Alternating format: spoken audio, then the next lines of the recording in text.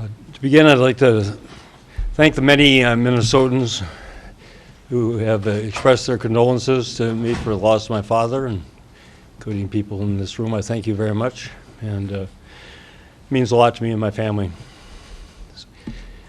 I think rather than my making a statement, there are a number of issues to discuss, so why don't we just start with, take them up one at a time. We get on one subject, let's stick with that one for a little while. Governor? Yeah.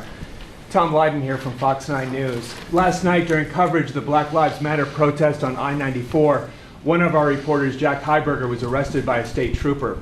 He was arrested covering this protest as they started making arrests. He was arrested without warning. The state trooper then insulted him, asked him if he was drinking, then told him he was being arrested because he wasn't a very good reporter. I'm wondering what you think about this. Well, this is the first version of the incident that I've heard. I just became aware of it just literally 2 minutes ago. So I'm going to defer to Commissioner Doman, who's responsible for the State Patrol, along with Commissioner Lindsay. And others will be having a news conference early this afternoon to discuss matters that they have direct knowledge of, so I'll defer to that. But Governor, respectfully, there is a broader issue here that I think it's important for you to speak to, and that is the role of journalists bearing witness to something. These protesters were obviously protesting because of how police carried out an arrest. There is a quest for video. We have a very large public discussion right now about body cameras. Is it okay to arrest journalists who are simply trying to bear witness to an arrest action? That's your version of the incident, and again, I'm not going to comment based on your particular version of the incident. I'd have to know the facts surrounding it, and I don't have those facts. So I mean, in general, speaking generally, of course I support the right of journalists and the public imperative that journalists be allowed to document, record, and report on events that occur. So that's my position on that matter in general. I don't know the facts or the details of the situation you're describing. I don't expect you to take my facts for verbatim, but those are the facts, Governor. There really aren't any. Honestly, there's nothing you're going to learn more. Well, now, as a journalist, you're going to say to me that one person's version of events are the facts, and those are the only facts. I mean, I really find that a little no, that's why I ask you, as a general principle here, because certainly there is a need for objective... I'll respond to the general principle. Governor, were you comfortable with how long that major thoroughfare was shut down? No, I'm very uncomfortable with the fact that it happened. I deeply regret that it happened. I asked my staff and particularly Commissioner Lindsay and my Deputy Chief of Staff, Shantara Hardy, to do whatever they can in the next few hours to determine what, if anything, we can do to prevent that from happening again. I had hoped that the mayor's decision, which I fully support, to request the U.S. Department of Justice to come in and participate in the investigation of this matter and bring those, all the facts and the truth before the people would have perhaps given people in North Minneapolis reason for confidence that I take this enormously seriously, that the mayor does, that that we share their concern, and we're not indicting or convicting anybody, that all the facts aren't known, but that we share their enormous regret that this incident occurred, and would that we could go back and prevent it from having happened, and all the, but to put lives, other lives at risk by suddenly appearing on a freeway and then shutting it down is extremely dangerous, and something that I pray and will do everything possible to prevent it from happening again. Governor, do you think the State Patrol is properly trained to handle large crowds of people like that? Well, the Commissioner Dolman could speak to that better than I. It's not, I mean, I'm not aware of, other than the incident that's just been raised, I don't know that their performance has been found to be lacking. I mean, when there are a large number, I mean, people blocking a freeway is not an everyday occurrence. This, to my knowledge, is the second time it's happened in my 5 years, the other being around the time of the state fair. So I can't say whether mean, I'd have to know why anybody believes that their performance is found lacking. Well, handling large crowds of people, and then it's 2 hours where the freeway is closed. Well, Do you think they should go in sooner and get them out? they gave. My understanding is they gave them three previous warnings. Did everything possible to avoid making arrests or physically removing people from the freeway, and I would support that. I think that just runs the risk of escalating the situation. And again, I'm reluctant to comment on something that I don't have the firsthand knowledge of what occurred, but I think that their restraint in that situation was, I would have advised that and advised that they make every effort to avoid having to physically remove or arrest people. But if people are going to just insist upon being arrested, then I don't think they're given any other alternative. What message do you think Black Lives Matter sent last night? That they're very, very upset, that they're outraged by what they believe occurred.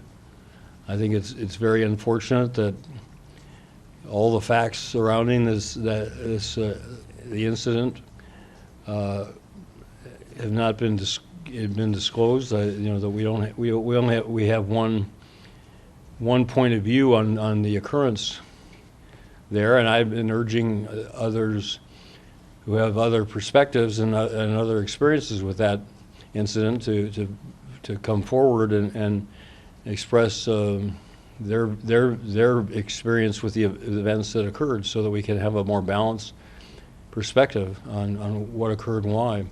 But given the absence of that information coming forward, then the charges that have been made by some, founded or unfounded, are the ones that are going to be believed. Do you think that advanced their message last night, getting that message out last night? You'd have to ask them. I mean, No, as a Minnesotan.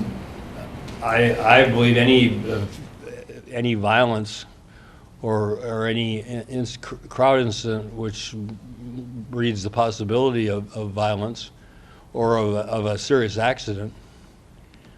We got people traveling at high speeds on an interstate, and people coming around corners and suddenly, having to come to a complete stop unexpectedly is a very, very dangerous situation. And I think anybody who creates that kind of situation, I would implore not to do so.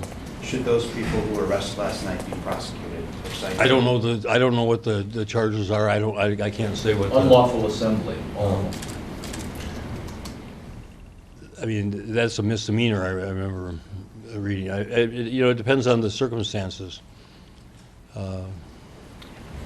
Governor, it's hard to trace where you're at on this issue. Well, it's hard for me to be more specific when I don't have the detailed information. You reviewed the tapes. You've got a reporter who's been involved. You're not an impartial observer of the situation.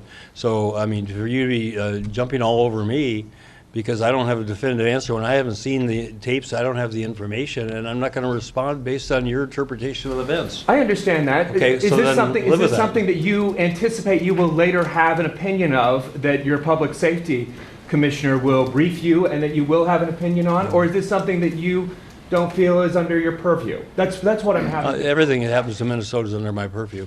Everything that happens in Minnesota is under my purview. So you anticipate that when the facts are in at some point, you'll have a position that's more readily able for us to determine what it is? Yeah. Governor, regarding the situation in North Minneapolis, what's your level of involvement in the matter, and how concerned were you when you were first notified? Curious what your thoughts are on it in light of the protests. I spent all day yesterday. I wiped my slate, planned meetings clean to focus on this and be appraised of what happened at the shooting on Sunday night, early Sunday morning, and we spent the whole day assessing the situation. Commissioner Doman, Commissioner Lindsay, and others, just going off to meetings, reporting on those meetings. I was on the phone with the mayor on 2 occasions. First one urging her to request the Department of Justice involvement, and the second thanking her for doing so. was on the phone with a variety of other people, including aides at the White House, to make that connection with the Department of Justice. Just to be clear there, Governor, was your suggestion to Mayor Hodges that she... No, it was her initiative. Oh, okay. But I came to the same conclusion when we got on the phone to compare notes. We both had arrived at the same belief that was the proper way to proceed. And you know, she's the mayor, and this has been her principal responsibility. So I told her I would, you know, supported what she was doing, would assist in any way I could, and I did so. But she deserves the credit for taking the initiative. Are you confident that DOJ will investigate? Given your I'm conversations hopeful with that they will. I mean, I can't speak for DOJ. I don't know what their timeline is for considering something like this, but I believe their request is warranted, and that therefore their involvement is warranted, and I hope that they will accept that request. Governor, have you talked to other governors who have experienced similar situations in their states? I've talked to them in the past about situations like this, but I've not talked in the last 24 or 48 hours about it. And just so we're clear, Governor, do you have information that has not been made public? Have you talked to people involved in the investigation that raised your level of concern to call for federal involvement? Well, I'm aware of information that has not been made public. Just by the nature of my conversations, I'm not aware of, I have no inside information in terms of the intentions of people who were on the street last night or on the night before. Well, I'm sorry, I was not precise. I meant with the shooting incident. Do you have information that is not public yet that raised your level of concern enough that you wanted the federal government to act? Well, I can't say I don't have information based on people who have talked to people who have talked to people who have been involved in the investigation. But my concern is based on the appearance of the situation. I can't say the facts of the situation because I don't know the facts, but the appearance of the situation that, to my mind, and the lack of the expressed lack of confidence that African American leaders and the broader community in North Minneapolis have expressed about the Bureau of Criminal Apprehension. I strongly support the BCA. I think that I have great confidence in their integrity and the professionalism of their investigation. But in a situation like this, you know, where perception is a big part of reality, I think we had to, you know, I believe we needed to acknowledge that that concern existed and be responsive to that, because it's very important that the investigation that's conducted have impeccable credibility to the extent possible. Governor, what is the state doing now and the city, you know, to prevent more problems today, tonight, down the road? Well, I just had finished a meeting discussing that, and several people in my administration, Commissioner Lindsay, the Department of Human Rights, Commissioner Doman, Department of Public Safety, and my Deputy Chief of Staff, Shantara Hardy, and others are going to be engaged with leaders in the African American community in Minneapolis and soliciting their ideas on what can be done. I expect I'll shortly talk with Mayor Hodges and get her assessment of the situation and see what can be done. Do you want to step in and talk to some of the leaders? I'll talk to anybody if it helps to forestall violence or you know, actions that are threaten public safety. I'd be very glad to talk with anybody. Are you going to initiate that, though? Well, through my intermediaries, I'm initiating that. Yes. Governor, you put out a letter last week to the Speaker and Majority Leader asking for a special session. Can you talk a little bit more about why you want that, what all you think might be considered, and sort of where that discussion is at? Well, they're trying to remember the number, 544, what's the number of people who will exhaust their unemployment benefits by the time of the session? It's several hundred who will have exhausted their unemployment benefits and be,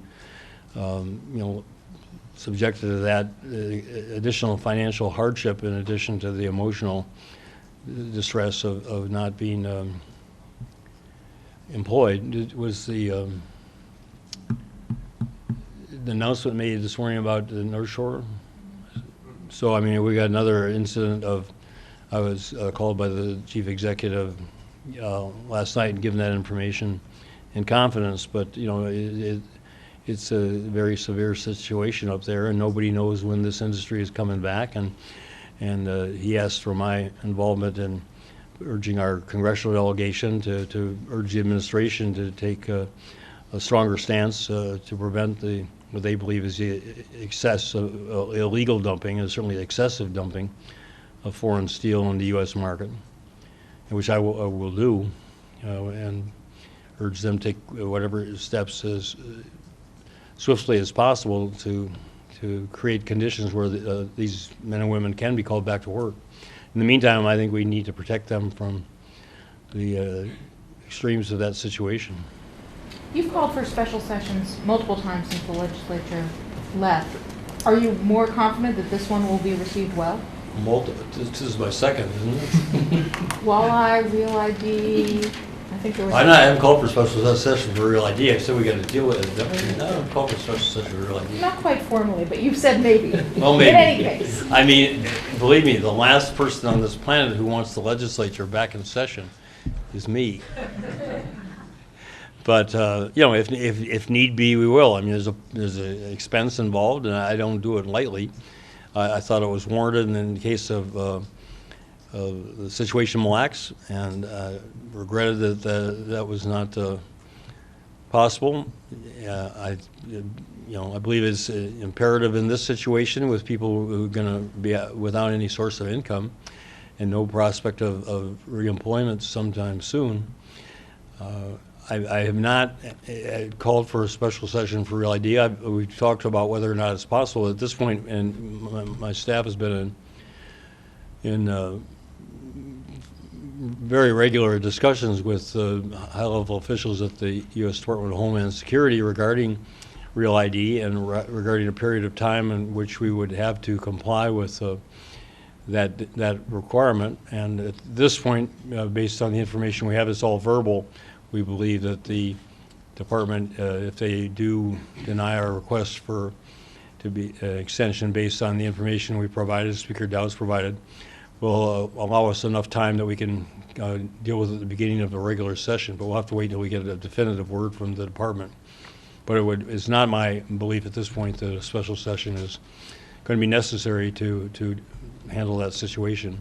I want to assure Minnesotans that we are going to make absolutely certain that they have the ability to board an airplane, they have the ability to enter a federal building without any interruption in that, and so we are watching all over this and acting and talking with legislative leaders about what is going to be necessary to forestall that occurring, given that we have in statute from 2010, I believe it is, a very strongly worded prohibition against meeting the terms of the federal government to qualify for a Real ID and avoid those consequences. So we're having to, and even prohibiting a Commissioner of Public Safety from engaging in meetings and discussions to change that situation. So we're within those limitations. We're working to find out what we have to do and when we have to do it so that we're going to be able to comply. This is not going to be a matter of satisfying everybody in the Minnesota legislature that this is what they think the right public policy should be in the state of Minnesota. It's going to be a matter of meeting the federal requirements like every other state as necessary to give our citizens the right to board airplanes and enter federal buildings. And that's got to be the measure of our, that's the bar we have to reach. On Real ID, are you looking at a potential 2-track for Minnesotans where some would have regular IDs and some would have. Well, I believe, I haven't looked at the details of it, but I assume anybody who doesn't want to get on an airplane or has no need to, or enter a federal building, and I don't believe it would be required to comply. It may be that as a matter of form, and again, this is where I'm beyond my specific knowledge. I'd have to ask the Commissioner of Public Safety, is there a point where the issuance of so-called real IDs are going to just become regular, and therefore anybody who renews the driver's license is going to get what would qualify as a real ID. I don't know the answer to that, but is my at this point, nobody would be, I shouldn't say that because I don't know. I would say it. Governor, on the special session, Senator Bakk says his caucus supports a special session for both the hiring situation and real ID. If we could combine the two of them, I mean, if real ID could be resolved in time, I think the timetable for the special session with unemployment benefits is time urgent, because people are starting now to lose their eligibility. At this point, real ID is not urgent. It's unavoidable. And we're monitoring it to make sure that it does not become a crisis situation for Minnesota, but it's not. So at this point, it's my understanding, based on verbal assurances, or I shouldn't say assurances, verbal conversations with high-level people at the Department of Homeland Security, that the special session is not necessary. We're going to have to act on the legislature's going to have to act. Either at the very beginning or somewhere in the middle, possibly the end of the session, is going to have to be dealt with. But at this point, I don't see that if they could resolve that in a special session, that would be fine. Have you heard back from the speaker on the need for a special session? I'm not. Are you? I expect I'll follow up with him today or tomorrow. Governor, 23 other governors across the country now have said no to accepting Syrian refugees. I know you put out a brief statement yesterday. Could you talk about where you stand on Syrian refugees coming to Minnesota? Well, I think it's showmanship on the part of these governors who pretend that they would be able to sanctify their borders so that only certain people can enter their state and other people can't. I mean, I want to protect the people of Minnesota every bit as much as any of those governors want to protect the people of their states. But it's to stand up there with swagger and say, well, I'm going to prevent the wrong people from entering my state, to me is just ludicrous. And it's the decision to allow people into this country allows them to come into the country. It doesn't allow them or prevent them from coming into a particular state. We'll be monitoring very, very closely with the Department of Homeland Security and other federal and state and law enforcement people, the travel of anybody who has any suspicion of being involved with terrorist activity. And having served on the U.S. Senate Department of Homeland Security, or Committee on Homeland Security, I mean, they have measures of detection and tracking and that just go beyond what anybody can realizes. And so I don't, for me to have officials who have no knowledge or expertise or sophistication in that area inserting themselves into that as though they have the wherewithal and the ability to protect, quote unquote, protect their citizens based on what the rudimentary knowledge they have of how people like this operate is, to me, as I said, is really ludicrous.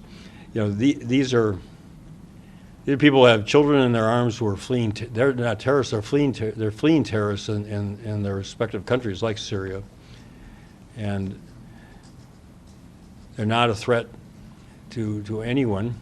And to be, the terrorists would have us walking around our streets, eyeing people who don't look like us, who have different color, different nationality, different religion, different language, and feeling that everybody is a threat to us, and that's ultimately the greatest threat to our civilization. So I would urge Minnesotans to trust that everything that's possible is being done to protect themselves. We have a young man, a native Minnesotan, down in southern Minnesota who was found, who looked like everybody used to look in Minnesota, but who's down there parking instruments of bombs and explosives that came to light. So I mean, the assumption that somebody who looks like us is not a threat and somebody who doesn't look like us is a threat is just not a rational basis for which to live a life. Would you take that one step further and say Minnesota should welcome more Syrian refugees? I don't think we want to welcome, I mean, in that sense. I think we got to see what unfolds. We have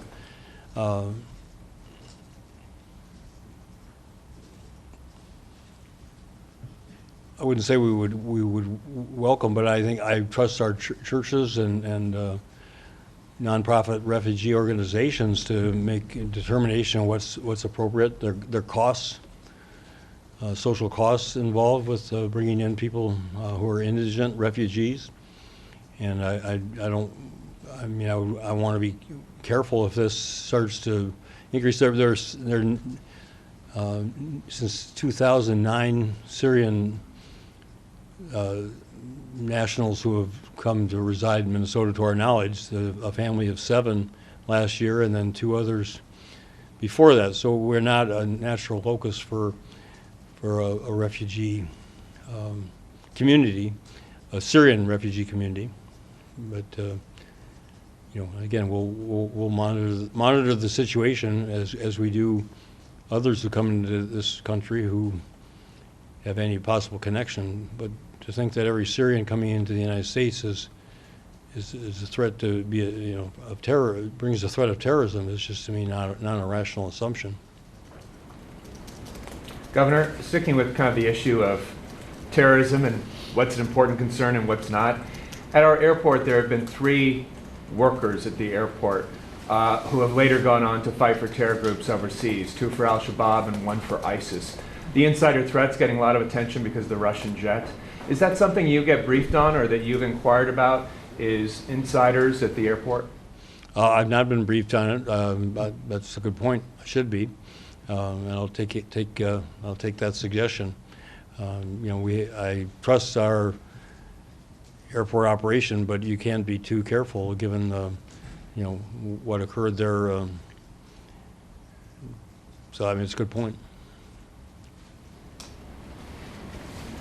On another topic, I know you've been unfortunately preoccupied lately, but do you think you'll be turning to do some polymet research, or are you going to wait for DNR and PCA to do their work before you start digging in? No, of course I made the visits. I read the executive summary of the final EIS. I had a meeting scheduled for yesterday with Commissioner Landwehr, which I needed to postpone, but I'll be holding that later this week and to get his sense of where they're going to go from here and the like. We're looking at the request for health impact assessment, something a request I take very seriously. So we're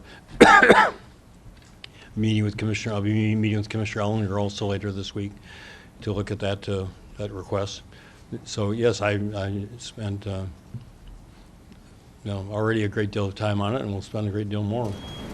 Just to clarify, you postponed your meeting with the commissioner yesterday because of the shooting aftermath and the Black Lives Matter protest? I spent all day yesterday in dealing with that. And can you speak more about this health impact assessment? Well, it's been requested to make an assessment of the health impact of a copper nickel mining operation in northeastern Minnesota, and the request comes from incredible medical people, and so I frankly just I'm told that the Department of Health makes those kind of health assessments in other situations. So I really have not gone beyond setting up the meeting, which is now going to be later this week with Commissioner Ellinger to understand how that would be conducted and what the parameters of it would be. Might that be seen as a delay of polymet? This wouldn't. The permitting process is going to take the next few months. That's again, I need to nail that down with Commissioner Landwehr. But it would not be my intention that any assessment like this would be done within that time frame. Would it have any bearing on whether this project moves forward, findings? Well, I mean, it certainly could if they're, determined to be, adverse health impacts that are unavoidably part of the project. And on the polymet thing, earlier this month or last month, you said that you wanted to have a firm come in and do some due diligence, some financial work, and you were working with some lawmakers to get that approval. Where does that stand? Well, we've asked for outside counsel to provide the kind of expertise that we need, and that request is being considered by the members of the Legislative Advisory Committee. Is that for the LAC? Yeah. Who are meeting later this week. Whether they will take it up then or not, it remains to be seen. And this is another one of the matters I'd have to get updated by Commissioner Land, where they put out a request for a proposal for somebody to provide expertise regarding the financial assurances that Polymet would be required to provide in terms of the remediation of the site, both during its operation and after its conclusion. And I'm not aware of the status of that RFP, but that was the intent of DNR, which I support, is to contract with somebody who has that expertise. Governor, any thoughts on the latest on whether the Senate building will be fully occupied when it opens? The Senate, Republican senators can office wherever they want, as far as I'm concerned. What about the Department of Administration, though? They are saying there's costs and other parts of state government. Well, there are costs this way and there are costs that way. I haven't followed it close enough to try to determine what's more costly than not. I mean, obviously, if there's unused space in the Senate office building and those people who are prospective occupants are in the other building, then there's people who could be in that building who can't be. I mean, so, I mean, obviously the Republican senators think there's a political benefit to them by trying to stretch this out through next November. And whether there is or not, I think Minnesotans will realize there will have more important matters affecting the future of our state involved than that. I mean, this has been beaten and beaten and beaten, one would think, to death, but I guess nothing's ever done being beaten until every last vote has been extracted from it. What about advice or communication with the Department of Administration and how you want them to handle this? I told them they should let the senators stay where they want to stay. I told them they should not be, I don't think there was any consideration to forcibly moving anybody. But again, they obviously think there's some political benefit to them from what they're doing. There's no sensible reason for it, so it has to be political. Governor, going back to the Syrian refugee question, you said the governors who've come out opposed to this are engaging in showmanship. Would that apply to Speaker Dowd, also, who sent you a letter yesterday? Well, he wanted. This was not a blanket prohibition. He wanted some assurances from the federal government, and we're in the process of contacting the federal government to obtain the assurances that they're willing and able to provide. So I'd have to wait to see how he responds to that information. But the notion that we can, again, I want to protect the people of Minnesota. That's my first responsibility, and I share that with Speaker Dowd, and I share that concern. The notion that we are going to be able to prevent people from deciding that they want to arrive somewhere in this country and then move to Minnesota to settle here is to me just totally unrealistic. I mean, just as we've had populations or people from other countries who have located elsewhere in this country and then have, through word of mouth and for whatever reasons, have resettled here in Minnesota. And how would somebody, as a practical matter, prevent that from occurring? Somebody going to patrol every border, every access from the borders of Wisconsin, Iowa, and North and South Dakota, and check what IDs or papers or what passports from anybody again who looks different from us, who's trying to drive into the state. I mean, it's so unfeasible. That it's laughable, except it's not funny. because what they're doing is fomenting a public alarm that they and their families are not safe, and because of the threat imposed by people who don't look like them, who come from another country. And I just think that's really destabilizes the cohesion that we need to live peacefully together in this society. So you don't have any problem with that letter? It was reasonable? Figured out? Yeah. As I read it, it was, let's see how he responds to mine. I mean, it depends on what his ultimate objective is. It was I'll leave it at that. Governor, would you want to tell us a little bit about what you see major contributions your father made to the state? Well, I think they've been very well chronicled. I think proud of my father and proud of what he accomplished, and a lot of it is, historical, back to the eras of 40 and 50 years ago when he was, principally responsible for Dayton Hudson, and its growth from being a small family business to being a major retailing corporation, and he was mastermind behind that and carried it out as the chief executive, and deserves more credit than he ever claimed for those successes.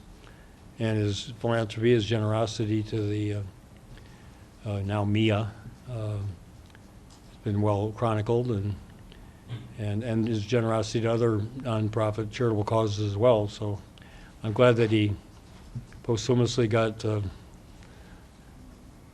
publicity that he deserved, that his life warranted. Governor, how about you personally? Do you think you'd be governor without the high expectations? I always told him I wouldn't be governor if he hadn't been my father. The financial wherewithal he gave me, as well as a lot of the values and the guidance that he imparted to me. So I've always told him that, Dad, I wouldn't be where I am if it weren't for you. And I'm grateful to him for that. Did he ever give you any specific advice while you've been governor that has been helpful? Work hard. Only thing worse than a bum was a rich bum. I mean, it's more about quality of effort and do your best to be the very best you can at what you do. Okay? Thank you.